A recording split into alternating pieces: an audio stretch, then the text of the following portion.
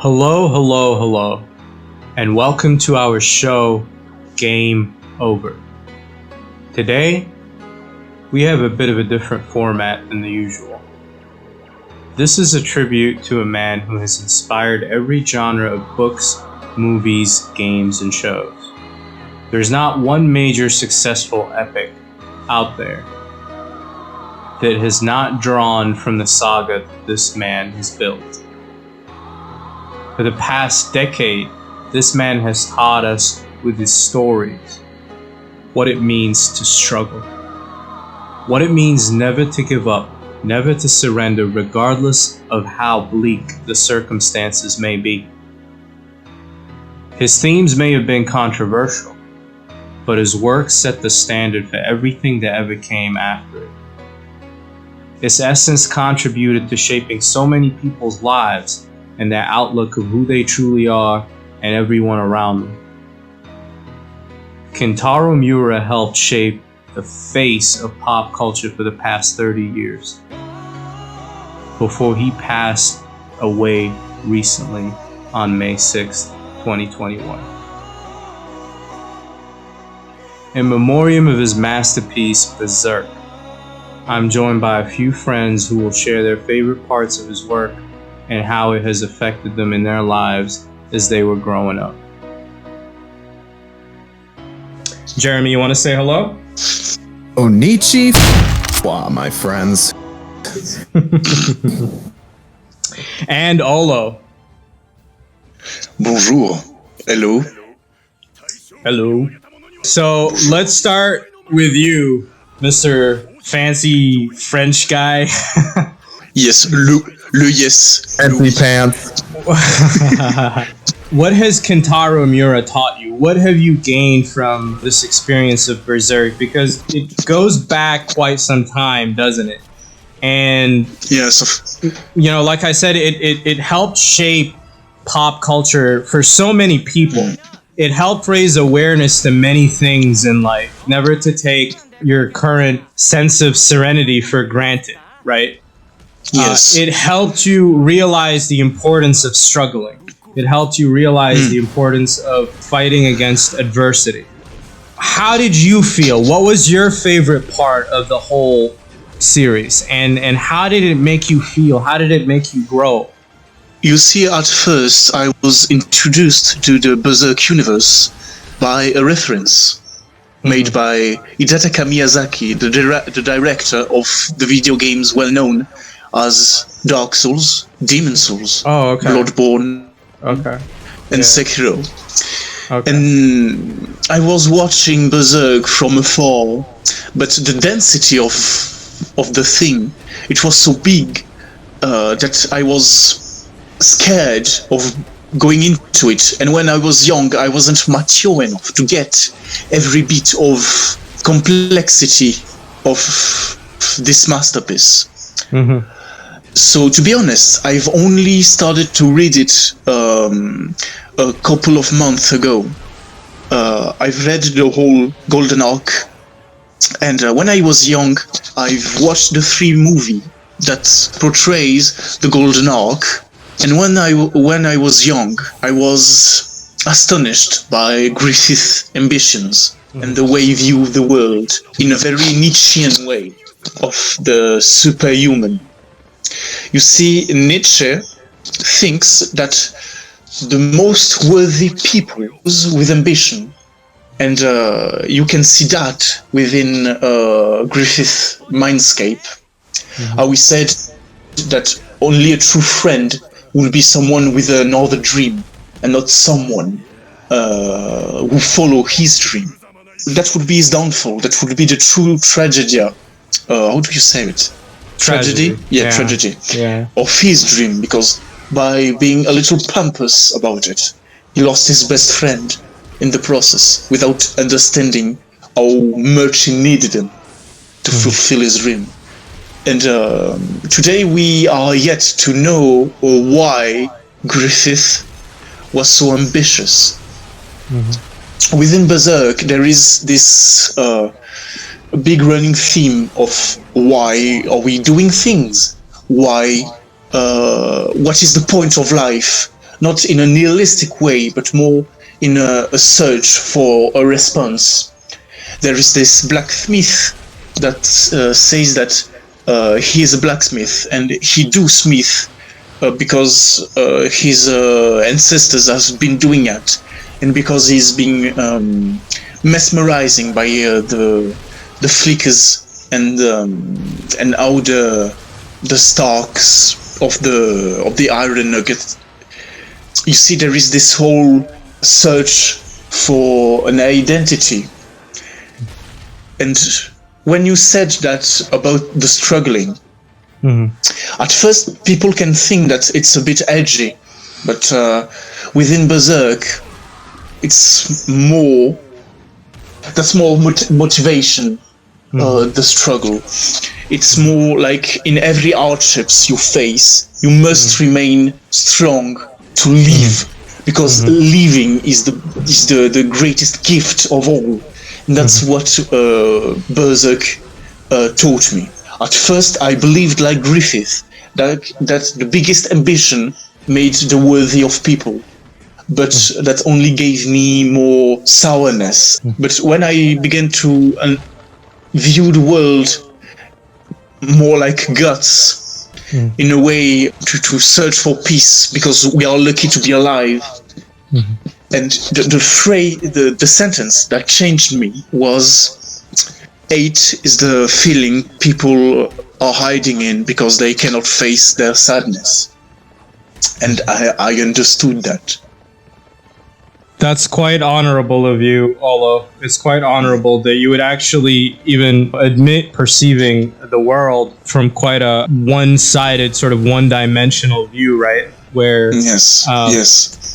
Griffith talks about how he views the world. And you notice how one-dimensional it is, and you notice how he only cares about his view as opposed to trying to live in everybody else's shoes. The one beautiful thing about Guts, despite, Guts having his own humanity in portrayal, right? The amount of anger that he exuded, and the amount of errors that he made seeking to please the wrong person. So he showed this amazing quality where he fell in love with the people that were following him. He always tried to feel for them. He always cared about them. He always thought of them as his own family, as opposed to the one-sided, one-dimensional view of things that Griffith had. So it's quite honorable of you to sort of relate to that and try to change the way you perceive the world. It's such an amazing thing that Miura made here that helped you come to that realization yourself as you were growing. The thing that made me the most scared and sad was that this man dedicated his life to tell a story, and the story that changed life to 1 million of fans. And like you said, shaped pop culture. With Dark Souls, Bloodborne, even The Witcher with the Wild Hunt looking like the Skull Knight. You have, if you search for it, you can see Berserk references all over the world. It inspired so many people in all kinds of media. Exactly. It made me so scared, because you see, I'm a writer. I didn't finish any of my stories. I must have 20 or more universes created from A to Z, from dust. And it made me so scary, because sometimes you don't get to choose what you want to do in life, because it's imposed. It's either that or you die, or you become homeless, and nobody wants to become that. And writing stories, creating characters, that's always been a passion to me. And learning that Kentaro Miura made this gigantic story of more than 800 chapters, I was astonished that he couldn't finish it. I was sad about it. But then I learned that his crew learned his style, and he let note to let them know how to finish Berserk, and I felt relief, because I thought to myself, he will be at peace because someone is going to carry on the fire. And that's reminds me of my favorite chapter of Berserk, the Campfire of Dreams. I want you to think of it like this, right? Like whenever you're afraid or whenever you get jitters in regards to writing and how far you're going to get and if you're ever going to get that far, I want you to remember this. Kentaro Miura passed away recently, right? And he managed to accomplish this. He might not have been able to complete it, but he managed to accomplish what he's accomplished, which is, like we had mentioned, shape the face of pop culture. And for the past 30 years, get a dedicated occult following that grew up with all of his content. It helped them grow up as people. And so if he got the jitters and if he had decided that I'm not going to do it, do you think he would have been as proud leaving no legacy as he is now, with him leaving that big legacy behind and all of these people and all of the other people that are going to come after them? Do you think he would be more proud now, or do you think he would have been more proud if, as you said, he was scared and he wasn't able to take that step forward? Because you got to always remember, all of us are going to die at some point. You know, like this is the one thing. Like, you know, whenever a good friend of mine passes away or a family member, you're confronted by all these questions like why or how or when did this happen. I always keep reminding people, and I keep reminding myself also, because, you know, we're all human, and something like that is always devastating when it happens. But we keep reminding ourselves that at the end of the day, when the moment that you are born on this earth, you're seeking your own death without even realizing it. You're seeking your own demise. It's almost as if the moment that you're born, someone shot an arrow from a planet so far away, and that arrow is death. It's gonna hit you when it hits you, but you know that it's gonna hit you, and you're walking towards that arrow the moment you're born. You shouldn't ever let that stop you from seeking your dreams, because that is another thing that you have to give to Miura, where there were so many delays and there were so many times where the series went on hiatus, but at the end of the day, he always kept going. He always kept writing. Because, he was a perfectionist. For me, that's why it was taking so long. He was a perfectionist. Yeah. And the man has the man had the right to play video game like everyone of us. And despite that, despite that, he had health problems, because actually this is how he passed away. So he had already been suffering from the health problems that, you know, contributed to his passing. So despite that, he still kept going. Despite being tired, despite working against time, he was still able to give us so much good content. And like you said, he was a perfectionist when it came to it. So he didn't let all these struggles hinder him. He actually grew from them. Don't ever let the idea of your mortality ever scare you. I have so much story to tell, and I was scared of not finishing one, you see. Not finished. And about the thing you told about death and us, all of us, searching for our own demise. I think, you see, we built our own tools to give us a purpose in life. For some, it will be the sword, like guts.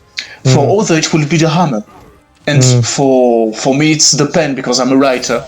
And we exist through the prism of this tool. You see what I mean? That's what I think. That's what I believe. That we create our own tool to create ourselves a way of living. Like, our purpose are defined by our tools. I can't wait to see what you accomplish with your tool, buddy. And I don't mean that in that messed up way, Jeremy. So don't go there. You know what I mean. I'm not. I don't understand. I had no intentions. Okay. Was that supposed to be an innuendo? I was just making sure. I understood it. Yeah. I was just making sure. Was that an innuendo? Nah, Because we're I trying to make understood it. We're trying to make this PG-13, guys. Let's try to keep it. Jeremy, you know French. Yeah. Jeremy, what about you, buddy? Yes. Okay, so first I just want to say that, the people that I've talked to, everybody that I have a conversation with regarding anything Berserk related, nobody in that group, I'm pretty sure this applies to a lot of fans as well, but maybe not all of them, but nobody reads or watches Berserk for the ending. In my opinion, it's the journey towards Guts' true happiness. Yeah.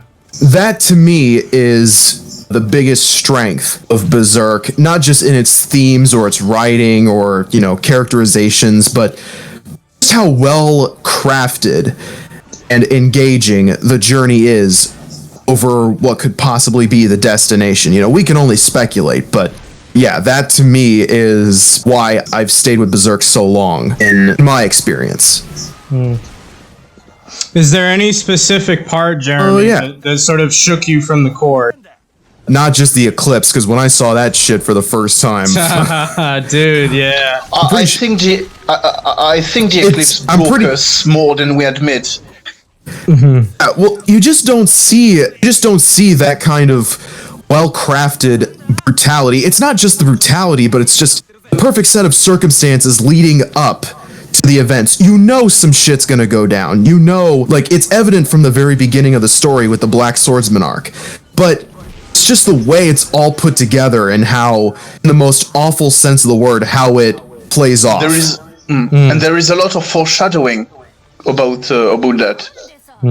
Yeah, but they don't outwardly say, what's going to happen besides Guts hates Griffith. That's all you get. But that's why I say that the journey is more important than the destination, because it just keeps you engaged to the point that you want to see what's going to happen next. Jeremy, I think it's more than just the journey. I think it's something specific in the journey that made a lot of people, like you say, be so invested in this. I think it was the struggle. A lot of us sort of have it easy when it comes to living our own lives. Everybody has this sort of bubble, and within that bubble, they would rather take the easy way. Like, we're always trying to figure what the easiest way is, or how to get out of something that might be hard, how to simplify it. But with that anime, that makes us weak. Yeah, exactly. So with that series, with Berserk, Miura showed us the importance of struggling, of not becoming that way, because you notice how most of the soldiers were always following Guts. They always wanted Guts to lead them. Even after the Band of the Hawk was disassembled, they were completely lost. Nobody walked off on their own and decided, we're going to struggle and find our own way. They were more like sheep. They wanted to be herded. When we look at the journey, more specifically the struggle that Guts had to go through in order to become the leader and the powerful figure that he is, we were sort of rooting for that, because deep within us, we realized that this is who we aspire to be. We don't aspire to be like the sheep who always needs someone to follow around. No, we aspire to be stronger than that. To rise above that, to fight against adversity, to fight against all the impossible odds that Guts has been facing over and over again. That is what you're talking about, Jeremy. Yeah. It's that struggle that made you... The journey of said struggle, back. Yeah, that always made you want to come back and always made you rooting for Guts and hoping... I mean, in my case, at least, I was hoping to see the ending where Guts finally gets his way despite him being a simple mortal, like, the rest of the evil harbingers or whatever. When they were talking about how Guts has no chance of facing Griffith or has no chance of touching Griffith, what can a mortal possibly do? What can someone who's so weak as compared to, how mighty they are? Yeah, but bitch got slapped in the face. So that's the reason why I think it motivated so many people to keep following him, is because they wanted the simple human man to be able to reach that point where he's on the level of these evil harbingers of doom and bring them down just through, struggling and fighting against causality. For sheer determination of will over causality. Yeah. Exactly. Yeah. When I first saw The Eclipse, like in its entirety, I had seen a few clips before, like on really old videos from way back when, really shitty quality and all that. But I didn't really pay attention to it until about a year ago when I really started getting into Berserk. And when I saw The Eclipse in its full entirety, after reading and watching the events leading up to it, it just left such an impact in hardly any other anime ever did. And I was just like, wow. I remember seeing that part specifically as I was growing up too. I remember seeing that part and thinking that this is not where I expected this to go. I had no idea. The thing is, it'd be going that far. I didn't realize that all of these, I watched the Black Swordsman arc. I was still so confused because I was still a kid back then. When it had first come out, I was still about 8 years old. And in my mind, I didn't understand how it just escalated so fast and how things happened the way it did. But it left such a strong impact within me, right? Where I wanted Guts to come out of it. Like, I didn't want Griffith to win. I felt like the way it ended so abruptly sort of shook me where I didn't want that sort of person and these sort of characteristics to prevail in the end because it felt wrong. And so I was so happy when Warner Brothers brought it back. It doesn't help that, when you first start watching it, it seems like it's just your average run-of-the-mill medieval fantasy story. Yeah. But when the supernatural shit starts coming in, and you stay till the end, the very last couple of episodes, you're just left, speechless because you're like, holy shit, how did we get from this to that? Yeah. I love how Kentaro Miura has this aptitude of taking some stuff from pop culture, making it its own. Making it different enough. Yes. Yeah. He took a lot from Conan the Barbarian. So the North Star. Yeah, he worked with the mangaka of the North Star. Star Wars and all these different influences. Yeah, he was inspired by Star Wars. A lot of Western media, and even Disney films, he was a big fan of. I think it may have come later, though, these inspirations, because he started writing the manga, I think it was November 26, 1990. That's when it was first released. So he probably started a little before that, which is 30 years ago. And so, I think that he inspired a lot more people than he was inspired by it, because it came around a time where heroes were depicted in such a way as to where it seems that they're supernatural, or they were given this persona that they were good, and that's why they were able to prevail and become so strong. But with Miura's idea and with Miura's protagonist, it wasn't the same way, where he had amazing angelic personality, that supernatural abilities and all that, and all these supernatural abilities that made him, trump everyone. No, he was human. Guts was more human than any protagonist that came during that time. He wasn't a Luke Skywalker or a Peter Parker, not a chosen one. Exactly. He was just a normal human that was ruled by his emotions, whether it was anger, passion, or passion, and through obeying Griffith's orders, like the way he, went and killed Urias and Adonis. Yeah, exactly. Not even realizing that is what he would have to do. Like, he would have to stain his own hands, following this passion of following this person who was never the right person to be following, but he had just no idea during the time. So he was human. He fell under the same mistakes that any of us would fall if we were in his shoes. Of course. So Of course, I wanted to add something. Yeah. I wanted to add something about the thing you told about the Chosen One archetype. You see, the Chosen One archetype of hero is totally Western one. Within the more Oriental one and Asiatic one, or the hero like Mulan or Guts, it's through training that they prevail, through hard work. That sheer determination of their own willpower, their own individuality, their own sense of self, and self-preservation. There were also in Mulan and a lot of the anime-inspired games and animes as well, you notice that, the Chosen One always has these sort of magical forces that are pushing them forward and helping them reach that status of the Chosen One. But with Guts, and this, it sort of started getting there the more you followed the manga, but with his story, the way it started and the way Griffith started, there wasn't a huge involvement with these supernatural forces, right? My favorite part of the series was how it started. The beginning, the golden age. The reason for that is because we were still not introduced to all of these supernatural factors. All of the characters seemed human. All of their errors, all of their strategies, everything just seemed so surreal, but at the same time, it was plausible.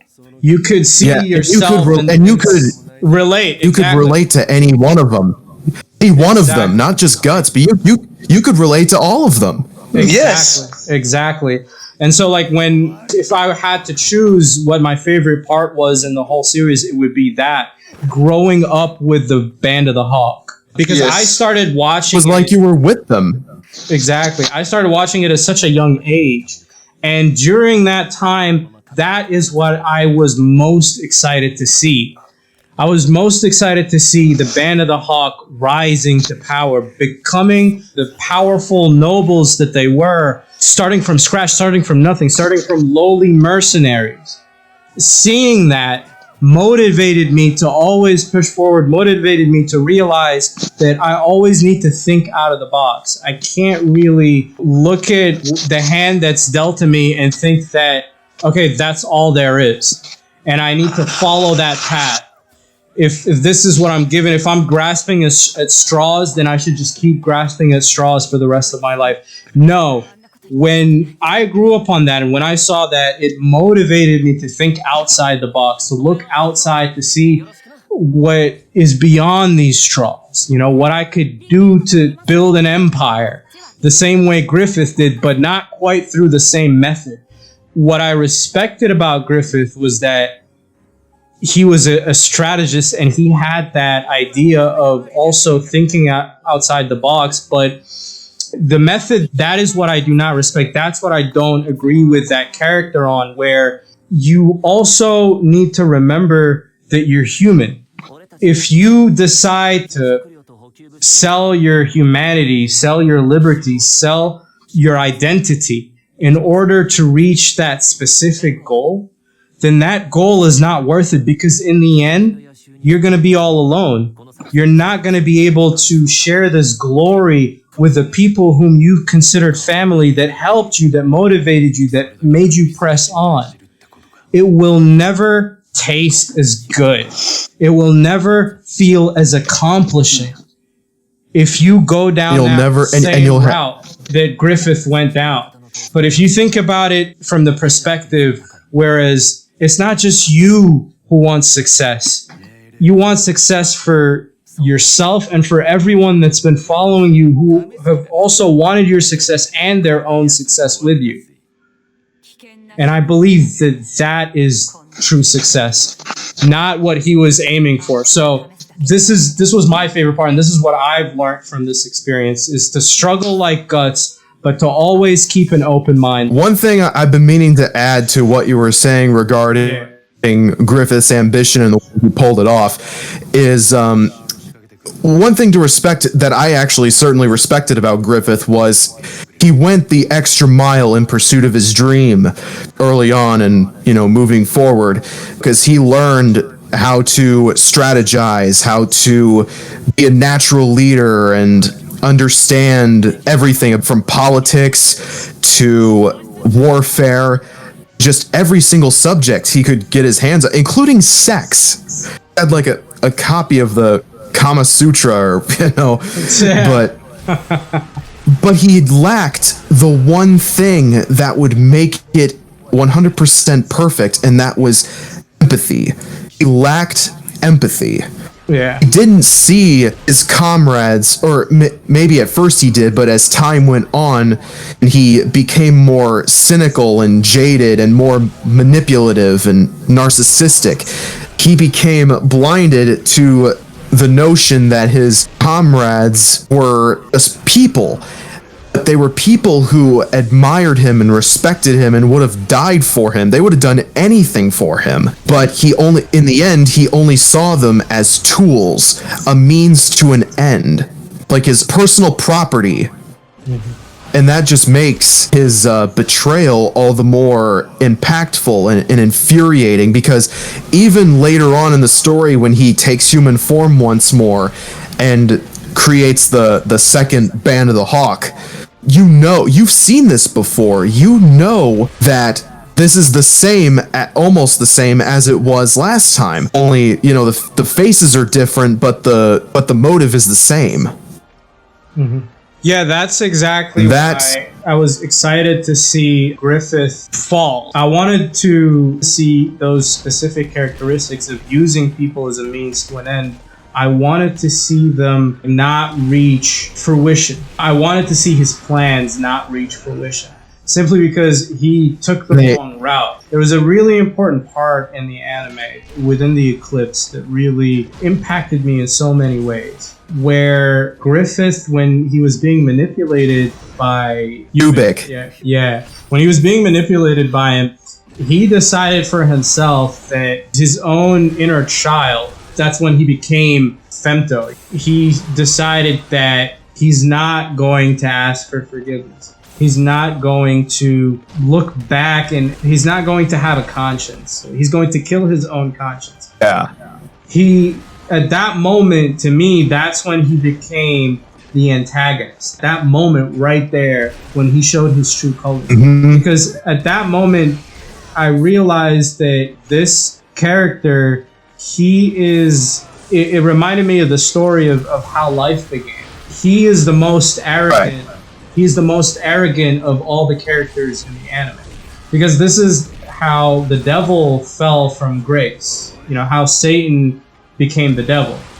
His own hubris, his arrogance. His arrogance, yeah. He disobeyed God, and instead of asking for forgiveness for what he did, he instead chose to try to ruin us, try to ruin humanity. He was going through the notions of becoming evil because of his own arrogance. Spite. Spite, Spite, and it sort of seeped. Yeah. It started from his core and just like seeped throughout his whole system, where every part of him is now only seeking to destroy simply because he did not get the way that he wanted. He did not get what he wanted. And so this is the exact same thing that happened with Griffith. He lost everything, right? He's no longer able to walk. He's no longer able to speak. He has nothing. The only thing that remained inside of him was his arrogance and him not caring about everything that he did that caused him to end up where he ended up. He never looked back and thought that, maybe this is karma. Maybe I deserve what's happening to me. Maybe I should finally decide that, I was wrong in the way I handled things, in the way I was thinking, and how I was using everyone, not just my enemies, but also my ally. Instead, he came to the conclusion that that's not who I am. Why should I feel guilty for... Exactly, and that's not who I am. That's not the kind of person I am. The kind of person I am is the one that always strides forward, and doesn't matter how many corpses are needed to get there, how many corpses I need to step over to reach that castle. That's who I am. And that's what I realized. that he is the antagonist of this whole thing, when his arrogance was finally on display the way it was in that specific moment where he said, I sacrifice. Yeah. The moment he said, I sacrifice too, that's when it finally sunk in. When I seen his purity become decimated, his inner child is now evil, that's when I realized that, okay, now he's in the antagonist, but it finally sunk in when he gave that ugly smirk and sacrificed all the people that were by his side and, like you said, would have died for him in order for them to reach their goal.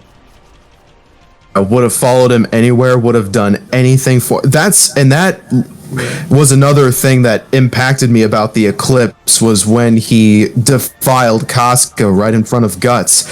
It was, she was probably his most devoted follower out of all of them. She would have died for him. She would have done anything for him because he saved her from the very fate that he gave to her. Just for no reason, just to spite Guts. It really disgusted me in so many ways that I thought I couldn't have held contempt for a character before. It was horrifying, and again, that's what I meant by some of the late Miura's themes being controversial. But I believe that it was necessary. Yeah. It was necessary for the story. I think the whole graphic part went a little longer than I would be comfortable watching with certain types of people. Yeah, right. Yeah. So that's why I'm always on edge and recommending it, even though it's an amazing story. But I feel like it was necessary for that to happen, to make you root for Guts even more, to make you understand the struggle that Guts is going through in his search for vengeance against the man that helped shape him, but also ruined everything that he stood up for. It was integral just for that, but I guess maybe the animation was just not they didn't really consider the type of people that would be watching it or that would be interested in watching it. Well, the thing about the anime was that it was made. If we're talking the 1997, classic series, it was made for TV, and so they had a lot more restrictions back then. But that's what makes the Eclipse, especially in that anime, the one everyone loves and is most familiar with. It's a brilliant display of how limited the animation was, but also how it was its biggest strength. Because even though it's nowhere near as graphic as it is in the manga, you still get the very same impact. Maybe even more, because they don't show as much, because Casca is obscured by Femto's wings and the camera zooming in on her face. But even then, that still does not lose its impact at all, and you still feel the same emotions and the same disgust and everything. That the reason for that is mostly Guts. It's not because of what's happening with the whole. Let's face it. It was rape, essentially, right? I mean, yeah. Of course. You could argue that Casca wanted it to happen the way she was reacting, but at the same time, I certainly wouldn't. No, but continue, please. Because again, you, me, and a lot of the viewers were saying things sort of from Guts' perspective. If you were paying attention to how Casca felt about Griffith, you would realize that she didn't have just a soft spot for him. She thought that Griffith was her sole purpose for existence, and so she would be his woman. She would be his sword. She would be everything that Griffith wanted her to be, anything that Griffith wanted her to be. And so that was really portrayed in the scene as well, where it felt like she wasn't really struggling. In fact, she was telling Guts not to look at her because she was enjoying it a little bit. You know what I mean?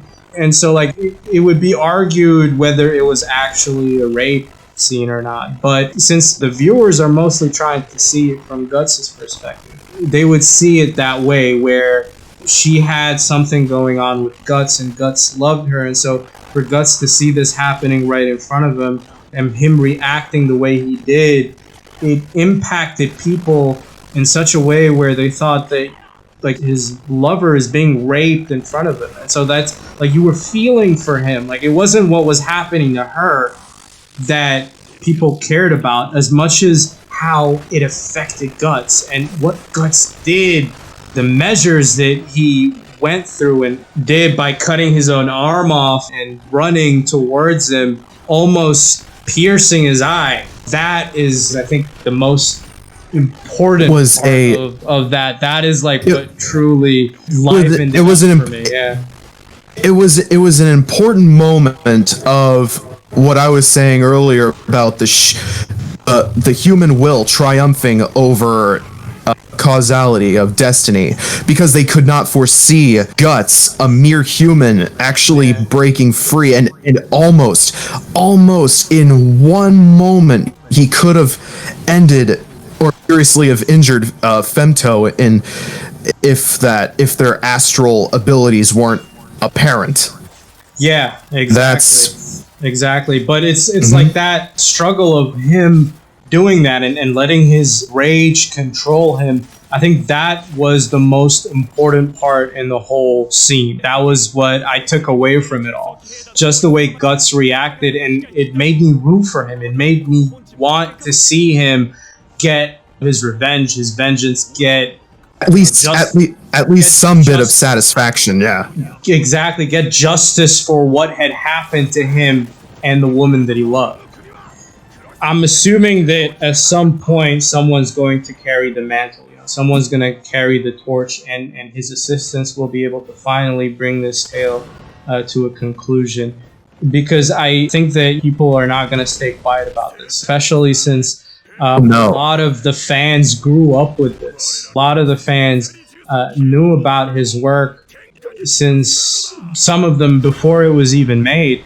But you see, Kentaro Miura was a pioneer when it came to creating manga and the epic stories that he gave us. He was not only an inspiration, but he was essentially how a lot of us started.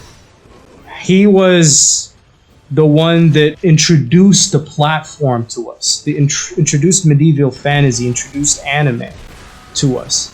Since he started so long a revolutionary new way. Exactly. He started so long ago, but at the same time, he started in such a way that even to this day, there is nothing quite like it. To this day, if you try to go back and find something similar to Berserk, you will never find something that reached the levels of the beauty and the intricate plot line that he created. You can find a lot of his influences, people that he took inspiration from, like such as Devilman, but the way he incorporates them into his stories, it's different enough that it's so transformative. It's its own separate thing.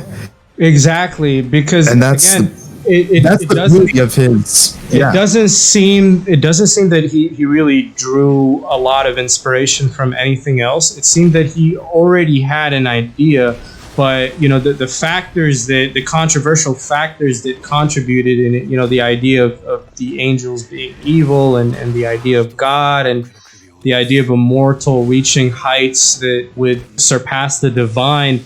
I think the reason why he put that in there isn't necessarily because he believed in them, but it's more like that is pop culture during the time, right? Where it's very, like you said, it's a very yeah, like you said, with it's a very Lovecraftian. It's a very Lovecraftian idea that is shown in things like Berserk and Devilman and those kind of stories. It's and the Cenobites from Hellraiser, and the Cenobites from Hellraiser, which were a big inspiration in the designs for the God Hand, and how they use the words like demons and angels like interchangeably, like how the Hell Priest in Hellraiser describes them: demons to some, angels to others. But see, so I come from a religious background, and I've been through so much in my life that I realized the truth in the way the world works and God and His messengers. And so for me, I never ever saw it like that, and I also realized that it might not be how Kentaro saw it per se. I think him seeing how Devilman was and all these references that you mentioned, that's the only thing that he drew inspiration from, whereas he used these terms, but at the end of the day, he had his own tale that was nothing like any of those. The only thing that he took that you might feel like, okay, it's similar because of that, were essentially the terms and the themes that he used in regards to, the God hand and the angels and the gods and all that. So those were the only things that I feel were similar in terms of all the things that you're referencing. But in terms of the story, the plot, the idea of Guts' struggle and Griffith's character, all of that is its own original thing. Kentaro Miura's vision into creating an epic saga that will live on with so many people, motivate and inspire them to do better in their lives and never to give up in the face of adversity. Alrighty, and with that, Jeremy, you have a song for us as final tribute from us to the late Kentaro Miura. Yes, sir. All right. Are we ready to do this? Ready when you are, man.